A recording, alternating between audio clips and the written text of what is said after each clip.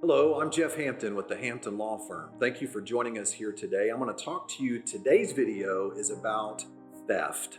What does the state of Texas have to prove? What are the actual elements of the offense of theft in Texas? All right, so if you wait around to the end of this video, I'm also going to give you a free resource, What to Do If You've Been Charged with a Crime in Texas. It's a free ebook. By the way, if you enjoy what you see here today and if you like it, I encourage you to subscribe to our YouTube channel.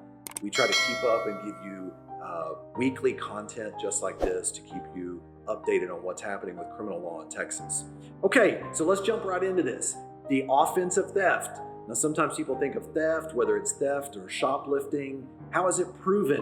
What does the government have to show in order to convict someone of theft in Texas?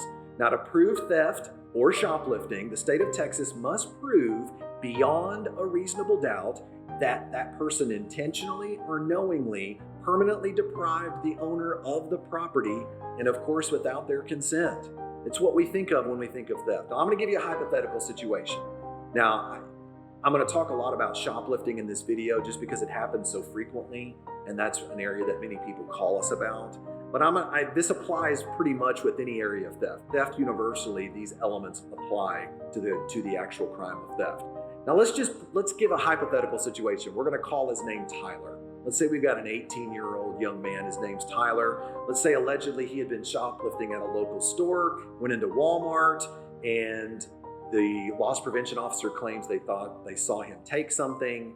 And so on his way out the door, they arrest him, they bring him in, and now he's charged with this Class B misdemeanor of theft. Now, with shoplifting, it's very important. I'm going to talk about this interchangeably, theft and shoplifting. But with this shoplifting example, it's very important that the attorney that you hire break down the specific facts of that case to determine, can the state of Texas really prove criminal intent?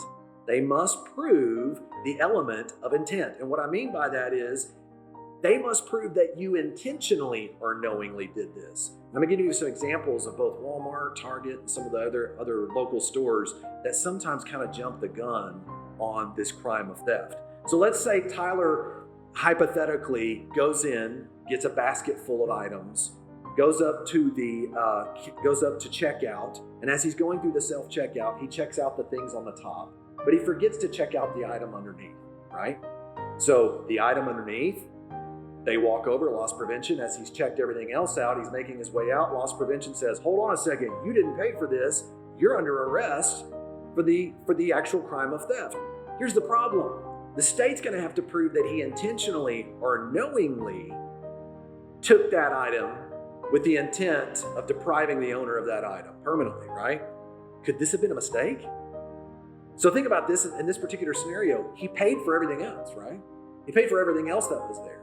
It's actually more than likely that what happened was a mistake as opposed to him trying to permanently do so intentionally do so when he had the money to pay for the actual item.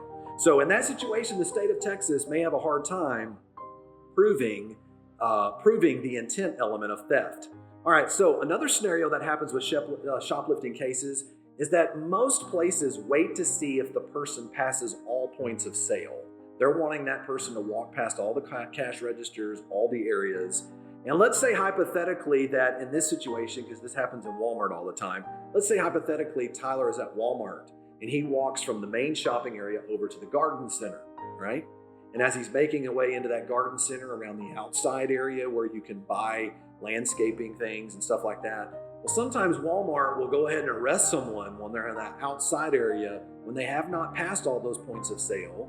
And in that situation, we've got another possible criminal intent issue. Did he intentionally or knowingly look to deprive the owners of that property when he had not gone out to the parking lot? He had not actually made his way past all those points of sale. So all of those things it's so critical to look at. They must be defended.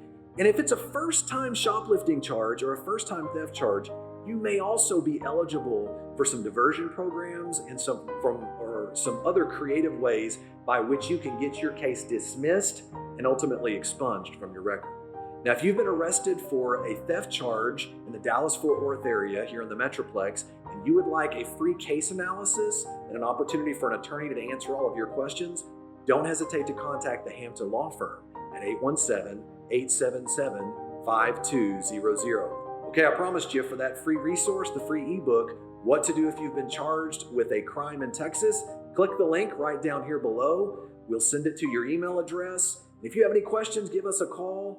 And thanks for joining us on our video series here today. I look forward to seeing you on our next video.